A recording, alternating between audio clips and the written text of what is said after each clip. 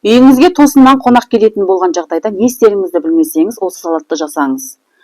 Қуырмайсыз, қайнатпайсыз, уақытыңызды тиімді ұйымдастыратын боласыз. Ең алдымен шұжықты аласыз да, осылай жіңішкелеп турап аласыз.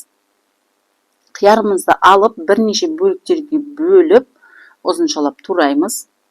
Оны ыдысымызға салып болғаннан кейін, 2 жұмыртқамызды жарып, татымына қарай тұзды салып, шанышқымен жақсылап араластырамыз.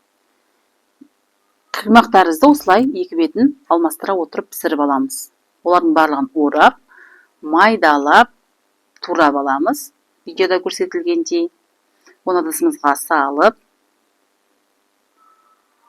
консервідегі жүгеріні қосамыз. Одан кейін татымына қарай тұзды, 2 ас қасық майонезді қосып, жақсылап араластырамыз. Салатымыз дайын. Үй жағдайында жасап көріңіздер, менің арнама жазылуды ұмытпаңыздар.